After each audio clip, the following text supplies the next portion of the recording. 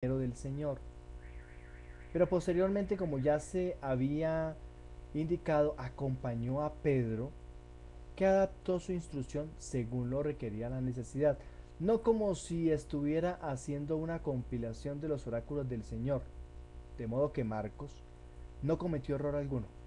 Cuando escribió ciertas cosas en la forma en que las recordaba, porque se dedicó a lo siguiente solamente, a no omitir nada de lo que había oído y a no incluir ninguna afirmación falsa. La mayoría de los eruditos opinan que Marcos es el evangelio más antiguo y que fue escrito después de la caída de Jerusalén y la destrucción del templo, enfatizando que estos acontecimientos no era nada más que el principio de un tiempo duro, extremadamente difícil antes del retorno de Jesús. Mientras que unos autores afirman que el Evangelio de San Marcos data aproximadamente del año 64. Otros dicen que después de la destrucción del templo, y la destrucción del templo de Jerusalén fue en el año 70. ¿Qué tan complicado es tener certeza de en qué año fue? Lo único que sabemos que es el más antiguo por ser el más corto en su escritura. También se cree que el escritor sagrado se valió entonces uno del testimonio del personaje o del apóstol que fue testigo de Jesucristo, que lo conoció y que caminó con él. En este caso nos hablan de Pedro. Pablo, entonces Marcos, para escribir el Evangelio, necesitó el testimonio de Pedro, un testigo presencial de Jesucristo. Dos, otros estudiosos afirman que existe un evangelio escrito en arameo. Recordemos que estos evangelios están escritos en griego, pero existe un evangelio más antiguo que estos, escrito en arameo, y que tomó el nombre de Mateo, Evangelio de Mateo, que no es el mismo evangelio que vamos a estudiar. Es un evangelio en arameo. Y de ahí tomó entonces Marcos como cornisa, como vértice, como fuente también para escribir el evangelio, para ordenarlo, para organizarlo. Y este data del año 50, este evangelio de Mateo arameo. Bueno, vamos a ver la estructura del Evangelio. Introducción y preparación de la actuación de Jesús, y eso lo vamos a encontrar en el capítulo 1, del 1 al 15. Primera parte principal, la actuación de Jesús, su predicación y milagros que realizó en Galilea. Esto lo encontramos desde el capítulo 1, versículo 16, hasta el capítulo 8, versículo 26, que es la segunda parte. La primera es la introducción, que va del capítulo 1, versículo 1 hasta el versículo 15. Esta segunda parte entonces va desde el capítulo 1, capítulo 16, hasta el capítulo 8, versículo 26. Y se va a dividir en una colección de noticias que va del capítulo 1, versículo 16, hasta el versículo 20. Allí vamos a encontrar el llamamiento de los primeros discípulos. Nos vamos a encontrar con el primer día en Galilea, capítulo 1, versículo 39. Entonces vamos a dirigirnos a la primera parte, a la introducción y preparación de la actuación de Jesús. Vamos a leer el texto, vamos a leer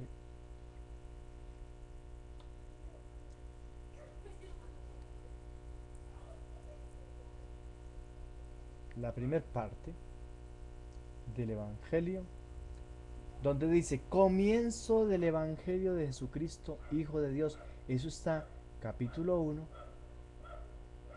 versículo 1. Comienzo del Evangelio de Jesucristo, Hijo de Dios, conforme está escrito en Isaías el profeta: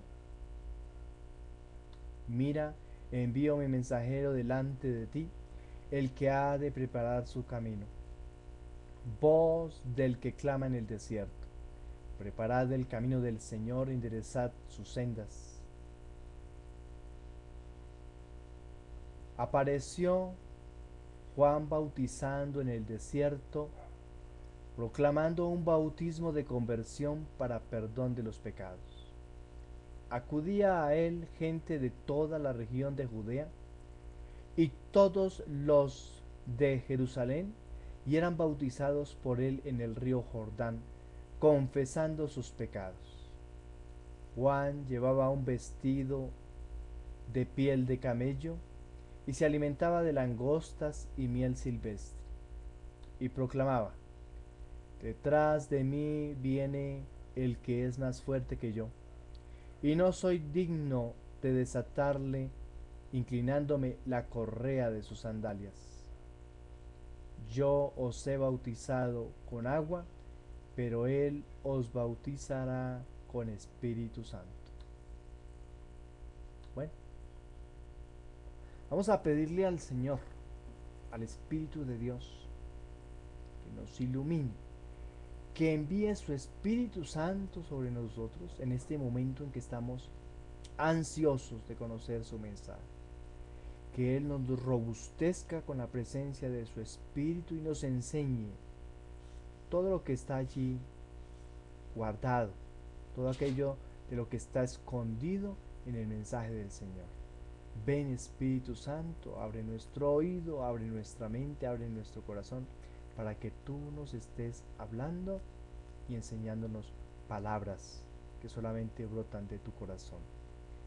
Bendito seas, ahora y por siempre, Dios de la vida, Dios del amor.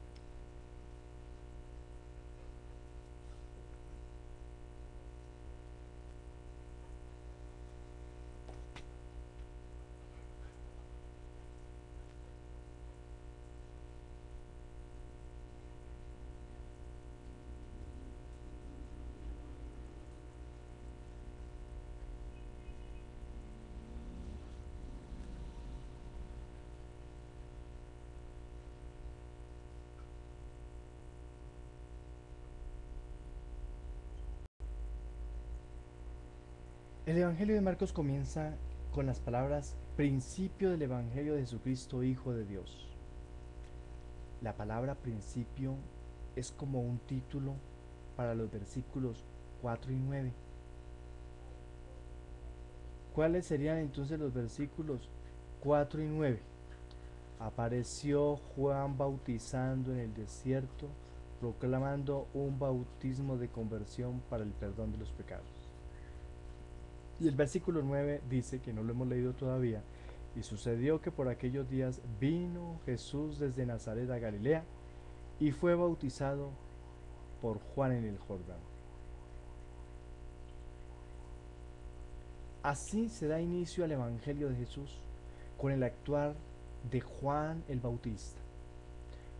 Él, como precursor de Cristo, pudo anunciar por primera vez la buena nueva del Hijo de Dios. Juan, según las profecías, prefiero de acuerdo con otros manuscritos el plural de los profetas, de Malaquías 3:1 e Isaías 40:3. Preparaba el camino de Jesús. Juan es la persona que anuncia la venida del Señor. Juan prepara la venida de Jesús a través del bautismo de arrepentimiento para el perdón de los pecados. Esta expresión significa que este bautismo promete una amnistía pronta y total por el Mesías.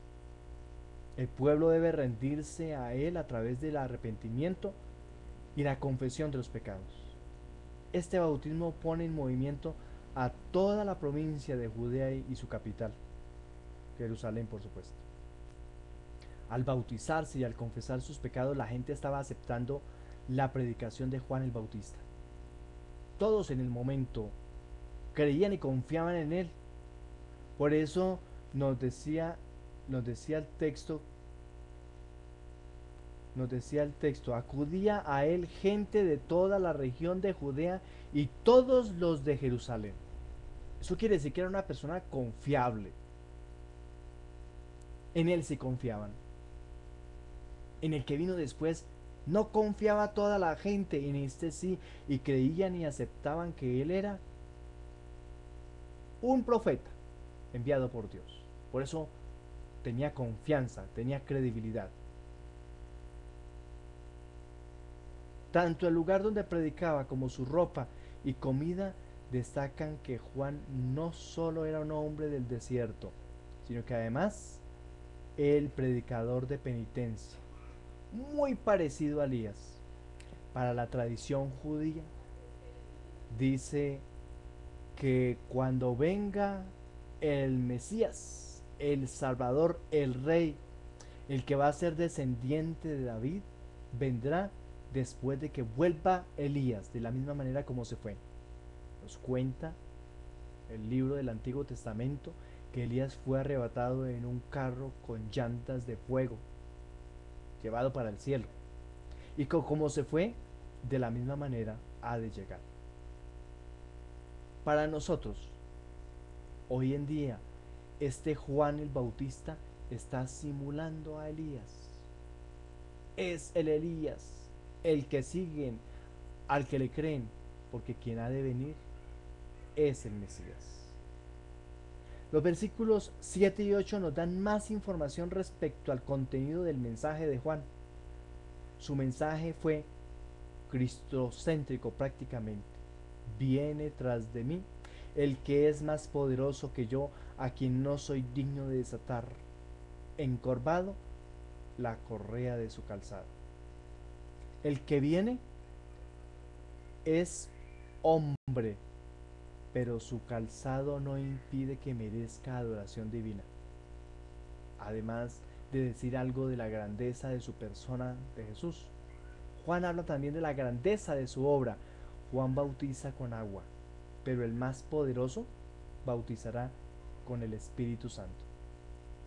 Los profetas habían hablado que Dios al final de los tiempos derramaría su espíritu sobre el pueblo. Lo encontramos en Isaías 32, versículo 15, en Isaías 44, versículo 3, en el profeta Joel, capítulo 2, versículos 28 al 29, y Ezequiel, capítulo 36, versículos del 26 al 27. Vayamos también al mismo profeta, Ezequiel, capítulo 37, versículo 14. El que viene tras Juan realizará esta promesa. Cuando Dios concede su espíritu, los pecados son perdonados y derrotados. Este primer versículo es un prólogo donde Marcos indica las claves de su obra. La expresión comienzo señala no solo el inicio de la obra, sino también una nueva etapa de la historia de la salvación. Claro, estábamos en un antiguo testamento, estábamos en un antiguo pacto. Ustedes cumplirán estos 10 mandamientos y yo seré su Dios. Ustedes cumplirán esos mandamientos y yo permaneceré unidos a ustedes. Yo seré fiel a ustedes. Y aquí nos encontramos con el comienzo, una historia nueva para salvar al hombre, el Nuevo Testamento. El Evangelio se presenta como una buena y alegre noticia. ¿Qué más alegre noticia que es que la esperanza de todos se había muerto? La esperanza de todos se había acabado, porque el que esperaban que iba a ser el precursor, el que pensaban que iba a ser el Salvador, murió en un madero, crucificado. La buena noticia es la que vienen a enseñar ellos, los acompañantes de Jesús. El que creíamos que estaba muerto, no está muerto, está vivo. Esa es la buena noticia. Por eso, aún detrás de los relatos más crueles, hay que buscar un mensaje de salvación, la esperanza del hombre. El centro del Evangelio es la persona de Jesús, quien es presentado no como el predicador del Evangelio, sino como el tema del Evangelio predicado. El título Hijo de Dios sucede al inicio, allá en el capítulo 1, versículo 1, y también en el capítulo 15, versículo 39.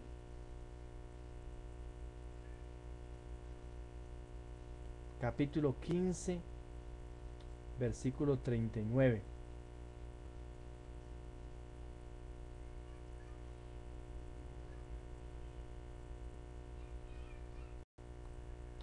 Vamos a ver qué nos dice el versículo 39. Al ver el centurión que estaba frente a él, que había aspirado de esta manera, dijo, verdaderamente este hombre era hijo de Dios. Interesante. Y esa afirmación la hizo el centurión, un centurión romano.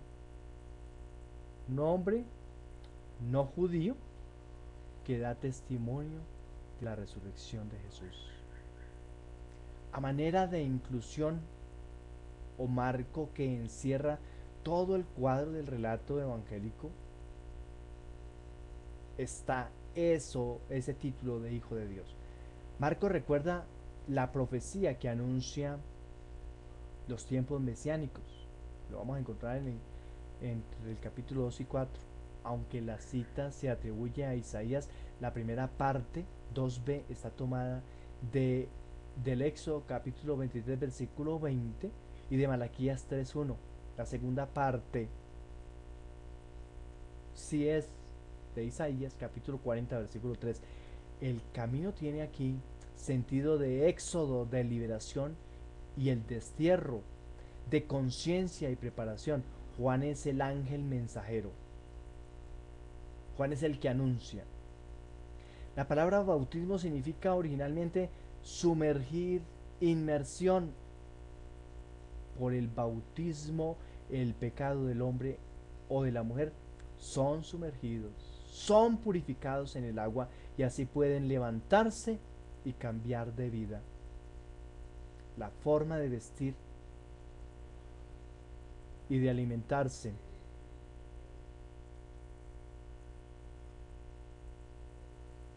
identifican a Juan como profeta. Si nosotros vamos al libro de Zacarías, capítulo 13, versículo 4, vamos a encontrarnos que era una forma propia de los profetas. Muchos confundían a Juan el Bautista con el Mesías, pensaban que él era el Mesías. Marcos entonces quiere dejar claro el papel profético de Juan y el papel mesiánico de Jesús.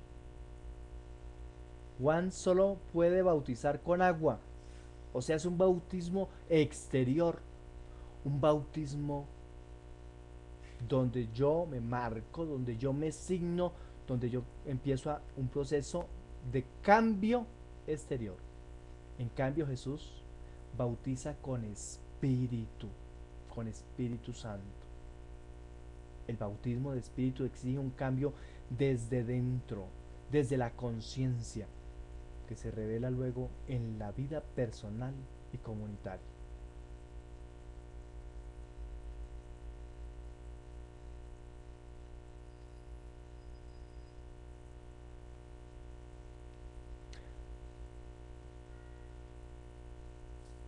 Entonces, nos encontramos con ese texto, comienzo de la buena noticia de quién, de Jesucristo, que es el Hijo de Dios. Eso está escrito en el libro de Isaías. Y él dice, el profeta, mira, envío mi mensajero delante de ti, el que ha de preparar tu camino. Voz del que clama en el desierto. El profeta habla en medio de la incertidumbre, en medio del desasosiego de la humanidad. La humanidad no tiene esperanza. Ha decaído la esperanza del pueblo. El pueblo se siente en la incertidumbre, en el desierto, lejos de la presencia de Dios. El pueblo está entristecido. El pueblo ha perdido esperanza. Hay opresión en el momento. La opresión de la tiranía romana. Y el pueblo se siente destruido, solo. No hay esperanza para nadie. Y la misma tradición judía se encarga pues de aumentar y de acrecentar esa desesperanza del pueblo. No hay unidad en ellos. ¿Por qué no hay unidad? Desprecian al pobre, desprecian al enfermo, desprecian a la mujer, desprecian a las viudas, desprecian a los huérfanos, a los pobres, a los que tratan de sobresalir, desprecian a los pastores, aquellos que tienen fuentes de trabajo paupérrimas, ellos no tienen esperanza. Y esa voz está anunciándole a todos ellos. Dios le dice, preparad el camino del Señor, enderezad sus sendas. Un mensaje para que todos nosotros cambiemos de actitud. Un mensaje de nosotros para que todos nosotros empecemos a mirar de una mejor manera nuestra vida, enderezar nuestras sendas, enderezar nuestros caminos. ¿Cómo estás caminando? ¿Cómo vas tú en la perfección, en la vida correcta? ¿O tu vida, tu camino está torcido? El Señor nos está invitando a eso, enderezar sus sendas. Luego dice el texto, apareció Juan bautizando en el desierto, proclamando un bautismo de conversión para el perdón de los pecados. Ya entonces está Juan bautizando allá, en el lugar donde no habita Dios, allá en el lugar donde hay aridez, donde no hay nada fructífero, donde no hay sino aridez nomás, proclamando la inmersión de cambio de vida, de cambio de actitud. Cambien de actitud para que les sean perdonados sus pecados. Nosotros tenemos que cambiar de actitud si queremos que Dios nos perdone nuestros pecados. Y en muchas ocasiones nosotros decimos en la oración del Padre nuestro, Padre, perdónanos nuestros pecados, así como nosotros perdonamos a los que nos ofenden. Si nosotros queremos perdón de pecados de parte de Dios, tenemos que cambiar de actitud para que Dios nos perdone. Por supuesto, tenemos que perdonar. Acudía a él gente de toda la región de Judea y todos los de Jerusalén, y eran bautizados por él en el río Jordán, confesando sus pecados. Se confesaban culpables, se confesaban pecadores, porque es necesario yo reconocer mi culpa, aceptarme pecador y confesarme culpable de todos mis pecados. La costumbre nuestra, fácil, culpamos a los demás, le echamos la culpa a los demás, es más fácil. No queremos asumir nuestra propia responsabilidad. Cada uno asuma su responsabilidad. No le eche la culpa al demonio, no le eche la culpa a su suegra, no le eche la culpa a su esposo o a su esposa o a sus hijos. Cada uno confiese su pecado, asuma su pecado y hágase usted responsable de sus propios pecados. Juan llevaba un vestido de piel de camello y se alimentaba de langostas y miel silvestre, propio entonces de un profeta. Están mostrando ahí la manera de vestir, la forma de alimentarse, para que muestren y para que nos dejen ver que es un profeta verdadero de Dios. un profeta verdadero de Yahvé, no un profeta falso, porque los falsos profetas van bien vestidos, no vienen a pie como andaba Juan el Bautista, sino los falsos profetas van en qué bellezas de carros, en qué bellezas, y qué vestidos, y qué manjares de los que se alimentan. Juan llevaba un vestido de piel de camello, y se alimentaba de langostas y miel silvestre, tal como Adán y Eva se alimentaban de lo que Dios les había dado, de lo necesario, de lo que Dios les había regalado. Él se alimentaba con lo necesario, era un hombre pobre, era un hombre que estaba dedicado al anuncio de la palabra, de eso vivía. Dios le encomendó esa misión, anunciar la venida del Mesías. Proclamaba: detrás de mí viene el que es más fuerte que yo. Mucha gente seguía a Juan el Bautista. Mucha gente creía que él era el Mesías, él era el Salvador. Pero él empezó a mostrar que no era él el Mesías, que ya había nacido, estaba por ahí atrás, pronto se iba a manifestar. Tanto que dice Juan el Bautista: y no soy digno de desatarle, inclinándome, la correa de sus sandalias. No soy digno de desatarle, así sea inclinándose, la correa de las sandalias. Al contrario, él se inclina ante él porque él es el Señor. Él se inclina, Juan el Bautista se hace más pequeño para que el Señor sea más grande. No soy digno de desatarle la correa de sus sandalias. Las sandalias es el signo de los pies del que anuncia la buena nueva. Los pies que traen buenas noticias. Y a pesar de que Juan el Bautista está preparando el camino, él no es digno de desatar las sandalias del hombre que trae la gran noticia. Yo os he bautizado con agua, pero él los bautizará con Espíritu Santo. Juan el Bautista nos ha bautizado con agua porque es un bautismo exterior, un cambio exterior, un signo exterior, signo de la humanidad.